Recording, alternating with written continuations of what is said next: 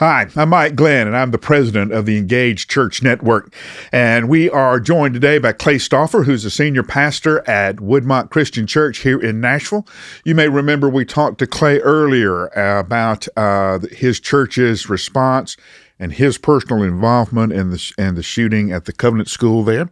And while I was a guest at his church, last week, 2 weeks ago? Yeah, a couple Sundays. That church is still dealing with the fallout. And several of your members pointed out, this family and this family are still dealing with that. So one of the things that we want to talk with Clay about, after I let him do a quick introduction of himself, is how we deal with this lingering stress of ministry. We talk a lot about how we repair ministers and how we restore ministers.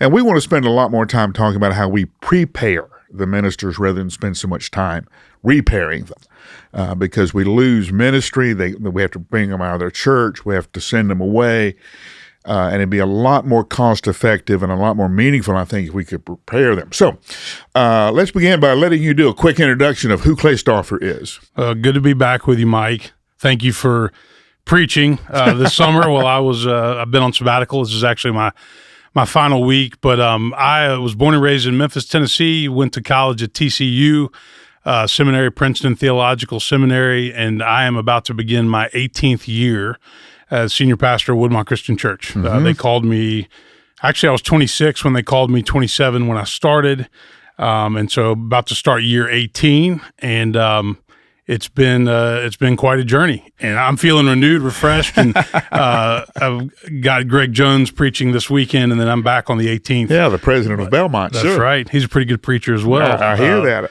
So glad to have Greg come back, and then I'll be back in the saddle next week, and excited to be here, and really excited about what you're doing with Engaged Church Network and with the resources and the encouragement, and just great to be back talking with you. Good. I'm glad you're here. Let's. You mentioned your own sabbatical. Tell me about the sabbatical policy of Woodmont. So I had a sabbatical after my first 5 years at Woodmont, and that sabbatical was 3 months after 5 years. And when I came back, the board chair pulled me aside and said, "Hey, what do you think about doing 6 weeks every 3 years?" And I thought, that sounds good, because it comes around a little more often. And I've also said, if you can just take a 3-month sabbatical and you're a local church pastor and you don't miss your people, and it's not starting to bother you, you might be in the wrong profession. That might say more than you want it to say. So we moved to 6 weeks every 3 years. So 2015, 2018, 2021, and now 2024. They give me 6 weeks in the summer. And it's basically a time to refresh, to unplug, to plan ahead, sermon series, mm-hmm. to do some deep thinking about the church and where it is and what the next chapter is going to have in store. It's also a good time to be with family. I have 3 children, 14, 12, and 8, so to get to spend some time with them. We traveled, and so it's been great, and I really appreciate the fact that Woodmont gives me that every 3 years, because it allows me to reset, to recharge, mm-hmm. and that's what I've been doing this summer. Yeah. Make sure you're running to the right place. That's right. And the ladder's on the right wall and all those kind of things. So what did you focus on this particular time? So my priorities this particular sabbatical was, first of all, to rest. It's amazing in ministry. I think you told me this after retirement, but just how tired you can get. And so the first couple of weeks, I did a lot of sleeping, or at least sleeping in, and kind of got caught up on rest. Then it was basically time to do some spiritual practices, reading scripture, prayer, thinking about the things that I've done in ministry, the things that Woodmont has done, how I can't continue to be the same minister as the church has grown as I've been to get it to where it is. And so I did a lot of that, and then also some writing, trying to work on a new book project. And so having dedicated time to write is really hard to find in ministry. You can crank out articles or blogs, but it's hard to really sit down and work on a book. And so I got the chance to write. So all those things, and and it's amazing how fast 6 weeks goes by. Oh gosh! But also to get to hear, you were one of the ministers, but to actually get to, I wasn't there, but to get to tune in and hear the sermon series. We had a sermon series called "What the World Needs Now," and all the ministers that came in, Woodmont ministers and outside ministers, got to address that question, and it was really nice to actually be able to hear those messages. You're right, to sit down and let it wash over you and you right. not have to do anything not be the to one make it happen. giving the message, That's which right. is a different dynamic. Okay. And so I enjoyed that as well. So it's been a time to grow, to renew, and to get ready for the next chapter. Yeah. I tell people often, I was at Brentwood for 32 years. I actually pastored 4 or 5 churches at the same address. That's right.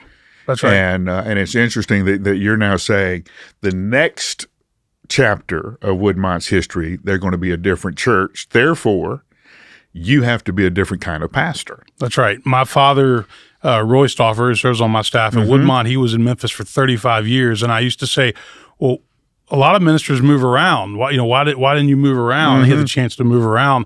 But he said, I just stayed in the same place, and the people will just kind of, the church would change. The church changed. And that's true. That's not. There are people that are tried and true, have been at churches for decades. They're the pillars. They're the backbones.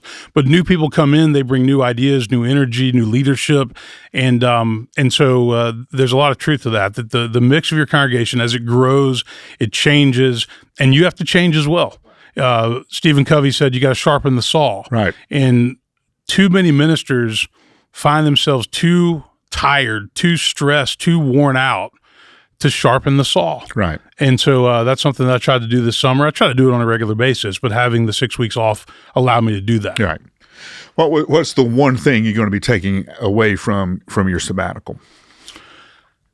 I think I've done a lot of thinking about the many things that we commit to, both in the church and in the community. Part of being a pastor, especially at a big church, is you're a part of the community. You serve on boards. You are active in different organizations. And so trying to be realistic about what I can take on, what I need to say no to, and how do I honor my primary responsibilities as visionary, preacher, pastor, pouring into the staff, equipping the leadership, husband, friend. We wear a lot of hats. Yeah. A lot of hats. And so trying to find that balance, we talk about balance a lot. We're not as good at actually having balance. So the one thing that I'm bringing back is a sense of there are certain things that I have to do, and I have to do them well. And there are other things that I might like to do, but I might not be able to take them on. Right. And so you've been helpful in our conversations over the years, getting better at what do you say yes to, what do you say no to, but being very intentional about how I invest and spend my time and the things that I might want to do, but I just can't take on. Right. That you might even be good at. That's right. But you just don't have the capacity. And as our church has grown, our staff has grown. I have an executive pastor who's very talented. I have other staff members that are really gifted. And so trying to empower them to use their strengths, and that means delegating and letting go of things that maybe I did for a long time. And investing in the minister who does the ministry rather than actually doing the ministry. That's right. And historically, that's been the difference between pastor and minister. In the Protestant tradition, we talk about the priesthood of all believers, and the pastor exists to equip not just the other staff and ministers, but the laity to do the ministry. I'd much rather have 1,000 people doing ministry than 7 people doing ministry and everybody watching. Right. So helping people discover their giftedness, discover their passions, Key. And then turn them loose to go and impact the world. Now, when you went on your sabbatical, and I'm going to take the privilege of our friendship here, Clay, you were front and center in one of the most horrific days in the history of Nashville, with the shooting at Covenant School. I mean, it happens. A few minutes later, you're in the middle of it. You don't leave for the rest of that day, working with the families, coordinating, bringing children back to families, and all of that, dealing with the news that families had to deal with that day. That started a process of months, Right. of walking through the church, the community, the town, the state, with grief. That's right. That takes a tremendous toll. It does. And it doesn't go away. I mean, everybody lays the burden on you and me as pastor, but it doesn't go away. So how have you dealt with that? The truth of the matter is that's the case for ministers all the time. Right. That was a high-profile, tragic day that got lots of media attention and impacted our entire town and nation. But the reality is in ministry, you're in the thick of it all the time. A family that's got a child with a drug addiction, right. A divorce that's really dragging out, taking its toll on people. So you're always doing that. In that particular situation, yes, we had a number of families that were impacted. They had children at Covenant School. We had one family, the Dickhouse family, that lost their 9-year-old daughter, and they're still dealing with that. And so, yes, this whole notion of caring for the caregivers, supporting the people that are there to support everybody else. And it's really important, that happened in the spring of 23, but the ongoing impact, like you said, did not go away. The grief, the shock, the hurt, the pain, the anger, the activism around what sensible, gun safety reform could there be that we could all agree on regardless of political party. And so all of those things add up. And yes, it does take its toll. And yes, you do have to have a strong prayer life, and you do have to have, taking your days off and time away. But that is part of the burden that pastors carry. Right. And they have for a really long time. A situation like that brings it front and center. But yes, you do need time to unplug and time to refill your cup, time to recharge, do your own grief work, because everybody's looking at you to be strong, and bring the message and talk about hope and talk about how we move forward. Well, you're hurting too. Right. And so, getting through that has been really difficult, and it's still difficult. Especially for the families that were directly impacted. What kind of things have you done in particular that you have found to be helpful in dealing with some of this pastoral care load? Well, you're big on this, but having mentors and confidants that you can talk about the situation yourself is really important. So I think you said every Paul needs a Timothy. Having people that you can share, your thoughts on it, that you can get encouragement and feedback. We've had ongoing grief support, pastoral care, Stephen ministry. We did a 1-year kind of anniversary where we had music and we remembered what happened on that day and brought a lot of the Covenant community back together for that, just to say, hey, we're still here. We haven't forgotten you. You're still living with us every day. You still have an empty seat at your dining room table or an empty bedroom in your house, and you're not forgotten. That ongoing care and grief work is real, and so we've done a lot of that. Right. I have a very gifted pastoral care minister that was also right in the thick of that, and she's been incredible with supporting those families and checking in on them and making sure that they're doing okay. But there's not just one answer to that question. Right. There's lots of things you have to do in the aftermath of a thing like Covenant to give ongoing love and support to the people that have been impacted. Yeah. So what are some of the things that you did? So initially, you take day off. Yeah, that's right. Okay. Take your day off. Even if you're not on sabbatical. Yeah. What would you do on your day off? So my day off does not always look the same, but I try to read and have a devotional time. I try to go and work out either on my own with a trainer. I enjoy playing golf. I enjoy getting out and exercising, walking. I always need to do that. We have a small place up in Mont Eagle in Sewanee, and so getting away to that place, whether it's for a night or for a day, that's very refreshing. And so I've always tried to utilize that. Also close to the faculty up there and friends up there that I can check in with and sharpen up.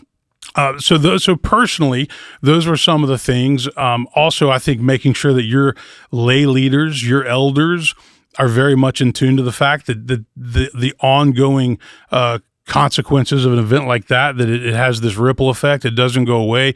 Woodmont raised significant money in what we call a covenant fund, and we help pay for counseling for the families and the children that had to go through that. I mean, a lot of people, we talk a lot about the lives that were lost that day, and it was awful. There were a lot of children that survived that and witnessed it. Right. And they're still dealing with the PTSD and the anxiety of having lived through that. So giving them ongoing support, making sure they're getting to counseling, that they're not forgotten. We know that you've lived through this and that you saw this, and that's not something that any child should ever go through. So the sustained support from that has been really important. And we've tried to do that as a church, and I've obviously done that pastorally and through relationships. Okay. Now, you're back from sabbatical, and you and I've talked a little bit. I've sensed a real excitement about the future of Woodmont. So what are you excited about? I'm excited about a lot of things. Our church has been growing. We're right in the heart of Nashville, right in Green Hills, right there on Hillsborough Road. So we have new people that are coming in all the time. We offer 3 different styles of worship plus online. So we have an informal service, a contemporary service called The Bridge, and a traditional service. And I think that's really important for pastors to think about how can we offer at least 2 different styles of worship, because not everybody likes to worship the same. Not everybody likes the same flavor of ice cream. That's exactly right. Some people like the hymns and the organ and the robes, and some people like the band and the screens and higher energy. So I'm really excited about how we continue to do that and think about possibly even a 4th service that might be a little bit different than what we have. Because we've talked about it, one of my passions is Christianity in the public square. Right. And so I am lining up a series this fall where we're going to have different speakers come in and talk about what does it look like to be a Christian during an election year? How do we navigate public dialogue civilly, with decency? How do we talk about issues that matter without getting hostile and animated? And so I've got a series that will actually start on September the 11th, where we're bringing in some big names. I mean, guys like Jim Nance, Senator Bill Frist, John Geer from Vanderbilt, Summer Ali. And we're going to talk about different things that are being talked about in the news. And sometimes the energy and the partisanship get in the way of us actually talking about the issues that matter. Right. And so I want people to be informed by intelligent people on these are the issues that affect our country. We might have difference of opinion as to how we implement them or what we do, but we're going to talk about that in the series. So I'm excited about that. That's coming up in about a month. Yeah. And then in addition to that, getting back into the groove, being with the staff again, training and pouring into lay leadership so that they can go and help lead and do the ministry. All those things are, on the horizon. And again, as churches grow and change, they can't stay the same. The way they operate can't stay the same. The structure can't stay the same. The vision, the way that you approach ministry, the staff you hire can't stay the same. No. In fact, the way that you have done things will actually hinder you from continuing to grow. That's right. The church has to adapt. One of the things we saw in COVID is this huge ramp up in streaming and social media. That is now that is our 4th service now. Right. And we like to make fun of the people that just stay home and watch church every week, but that is how people church shop. Yep. And that's also when people are traveling or when they're sick or they can't be there or they're sitting down at the Titans tailgate or whatever. That's how they tune in. Right. And so we have to continue to make sure that we're advancing our digital ministry, our social media ministry, our blogs, conversations like this, and getting that material out, because that's part of doing ministry in the 21st century. Whole different world now. Whole different world. All right, let's sum up a couple of things. One, we're grateful for Clay for being with us today. One, the stress of ministry is real and it doesn't go away. You have to be intentional about doing that. And that's things like taking your day off, finding a way to recreate, not just recreate, but recreate your own spiritual energy and vitality by what you read, who you hang around with. Every pastor needs a pastor. And you need to have a safe place where you can talk to someone about what's going on with you, and you won't be judged, or it's safe, and you have a safe place to do that. We want to help you get ready for these times that all of us know are coming. They're going to be hard and difficult, but people count on us to walk them through these valleys that we all have to go through. So, Clay, one of our favorite conversations topics of late has been COVID and the fallout of COVID. And, I used to tell people all the time, I don't know where I was at the class at seminary that told you what to do during the pandemic. But all of a sudden, I'm told, you got to show up on Thursday and preach your sermon to an empty room so we can stream it. You got people in the hospital you can't visit. So you're on the phone all the time. All your meetings are by Zoom. And what we found out is it took a toll on a lot of us. And there was a huge retirement out of COVID. So what did you learn during that? Well, COVID was incredibly difficult, and anybody watching this that pastored through COVID knows exactly what we were talking about. It really didn't matter what you did. You were going to be criticized. It didn't matter what type of service you had. Right. There were going to be people that were upset with it. And what we saw during that time was a lot of really good ministers and pastors got out of the ministry because they said, look, this is a hard enough profession as it is. If you're going to criticize a worship service that you don't have to come to, I knew some really good leaders that got out. And so that was a difficult time. And some people say, let's not talk about COVID. There was a silver lining to COVID. We did ramp up, digital ministry. Right. A lot of churches did. We did ramp up blogs, and we did realize that you don't have to have all your meetings at the church. You can do a Zoom meeting. Right. People can be at home. And so the silver lining was the advancement of digital ministry in the 21st century that many churches were already doing, but they weren't doing well enough. Right. They weren't putting the resources and the attention into it that it needed. And so it pained me to see people get out of the ministry that were really effective pastors. But I think the rest of us that were able to survive that and make it through, we did grab onto the things that were working that could be incorporated into the ministry. But it was also a reminder of a lot of things we've talked about today, that you have to find a pace that is sustainable. Right. And you have to take your breaks so that you don't burn out. Everybody gets stressed out. Everybody deals with lots of things, but not everybody burns out. Right. And the difference, I think, between the people that just get stressed out and the people that burn out do you have the resources and the relationships in place to make sure that you have the support you need to continue to do this very difficult line of work? And so COVID was hard, but we also learned a lot. And at least for us, our approach was we're going to try lots of different things. We're going to do a parking lot service. We're going to do an online service. We're going to do a service with masks where we sit every other row. We did all of that and told our people, do what's comfortable for you. Yeah. Well, that's a lot like ministry. Yeah. There's not a one-size-fits-all in the church. Right. And so you have to be willing to throw out different options, different approaches, and see what is effective, see what happens. We had 6 feet marked off on our pews. We had blue tape. Right. So when you stood up on Sunday morning, it looked like you were preaching in a crime scene. Right. That's right. All this tape marking it off. But you got in trouble if you held service. Right. You got in trouble if you didn't hold service. Right.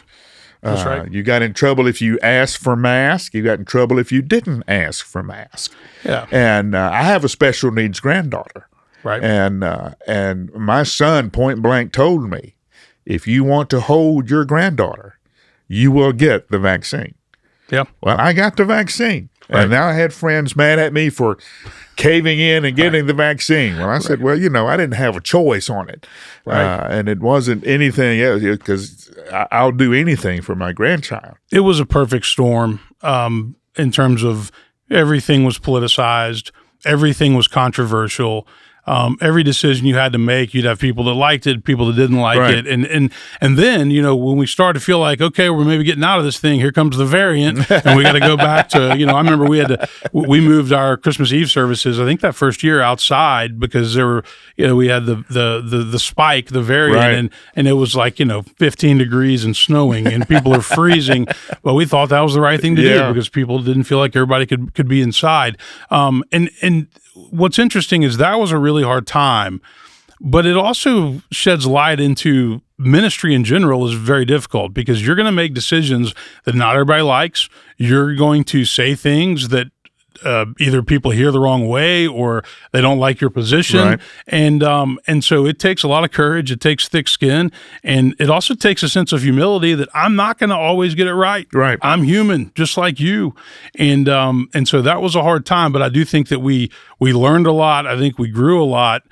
We developed resilience and a lot of new ideas that became very effective and impactful. Commonplace now. Moving That's forward. right, That's yeah. right. And I remember some pastors said, I'm going to shut my live stream down to get my people back in the church. And I said, well, that's an interesting approach, but if you shut your live stream down, there are churches down the street from you that aren't. And so your people might just tune into that. Right. And so, everything we read says that this, streaming, digital media, all of that is here to stay. And churches ignore that at their own peril. At their own peril. What we found out, roughly, is that when we started doing the video, 25% of our people just left. Right. That is, they went home, didn't come back to church. Jesus didn't strike him with lightning. Right. And so they found other things to do on Sunday morning. Another 25% of our church came back and will never miss. Right. The other 50, that middle of the bell curve, they tell you we go to church all the time. But what they mean is we're in person once or twice a month, right? And we're on live stream the other times, right? And we go visit grandchildren, but we'll catch the live stream. That's right. We're good. Several weeks ago, my son was up visiting from Jacksonville, Florida, and he got up on Sunday morning and went and found the television in my study and watched his home church. Yeah. That's right. To do that. And one time I'm looking at him going, I'm pretty proud of this kid to do this. The other time I'm going, but you should be going to church somewhere. Well, one thing we need to be clear about is that, watching church online, at home on your computer, it's not the same thing as being there in person. But it's a lot better than just missing the message or missing the service. Yeah. And so Pew Research and other organizations that have collected data, have kind of been telling us for a while now that if people go to church, like you said, once to twice a month, they consider themselves regular churchgoers. And so if we can get them to tune in on the weeks when they're traveling or gone, then they're going to continue to hear that series. They're going to continue to feel connected. Hopefully they're going to have, a Jesus moment, a spiritual moment where they feel like they're growing. And that's better than just not and being it also all. depends on, am I tuning in to watch a church service that I found randomly or I'm kind of nominally connected to? Or am I tuning in to see my pastor at my church? Right. So there's a whole spectrum of engagement on that. Well, and we saw both, right? Right. I mean, you and I both had church members that that tuned in to hear the message. But guess what? They also tuned in and listened to 2 or 3 others because they could, and that's okay. Yeah. I mean, they're being fed. A lot of people that are thinking about coming to your church, whether it's Woodmont or Brentwood Baptist or any other church, I mean, they're going to check you out online, and they're going to church shop that way, and so that you might meet somebody that says, we've been worshiping with you for 3 months online and we finally decided to come and check it out. Well, guess what? Their exposure was online. Right. And so they will judge you and I say judge, they will experience that the same way that they experience any online presentation. So you're judged with Microsoft and any university and any major corporation, and your online stuff has to be comparable to that. There's a very high expectation that it will be done well. Right. And thankfully, we live in a time now with HD cameras and sound equipment where you can do it well. You can always do it better, but you can do it well for a reasonable cost. Not a whole lot. And then you can continue to grow and invest in the technology to do it better and better. And there's usually a 12-year-old that can run it for you. That's right. That's right. That's exactly right. It's like, wow, we can't figure this out. Move out of the way. Let me figure that out. Right. But it's so true. And I think ministers, we talk about staffing. I mean, you need to make sure that you have somebody on your staff that is over or focused on AV, live stream, social media. We can complain a lot about social media. It does have a big downside, but it's an amazing way to get messages out there. And so continuing to staff and invest in those areas will pay dividends in the long run. And again, this wasn't something that the church of old had to do. No. It just wasn't. Well, even back in my training, it was never mentioned. Right. I mean, we had the television pastors, but that was once on Sunday morning and the reason the television stations did it was dead time right before the football game. That's right. And so they gave it away kind of cheap. We'll give you a deal Sunday morning. That's it. While our people are sleeping in. And But no, continuing to take that seriously and do that well, and also be very intentional about the content that you're pushing out. You can't just oversaturate people with information. You have to be very targeted in what you're pushing out, what you're offering on live stream, what you're recording at the church so that it can be made available on the website. I mean, we have, I mentioned the series we're going to have this fall. Well, there might be people that can't make it on Wednesday night, but guess what? The next day or that weekend, they can come back and listen to it. And having that resource is invaluable, and it's really important. And so continuing to up the game when it comes to that is very essential. It is a different day than when I started. It really is. It is. But we're glad Clay joined with us. Now, let's kind of sum up some things we talked about. One, the fatigue factor of ministry is very real, and it won't go away unless you deal with it intentionally. And that is things like sabbaticals, like making sure you take your day off, staying in the spiritual practices such as prayer, journaling, and those kind of things. Make sure that you have a pastor. Every pastor needs a pastor. You need a safe place that you can kind of download what you're going through and get a different perspective on it. Ministry, while it is the same in a lot of ways, you're still dealing with people, you're still dealing with the essence of the gospel. It has changed in a lot of ways. Live streaming is part of that. Being online is part of that. And if you're going to be effective, you're going to have to be learning these new skills. In a lot of ways, ministry hasn't changed. In a lot of ways, it is very different, and it will never, ever go back. And so we're glad that we had Clay kind of help us walk through some of this. We'll look forward to you being back. I'm sure you'll do something else interesting sooner or later, and we'll have you back. I'm Mike Glenn. This is the Engaged Church Network. Thanks for being with us.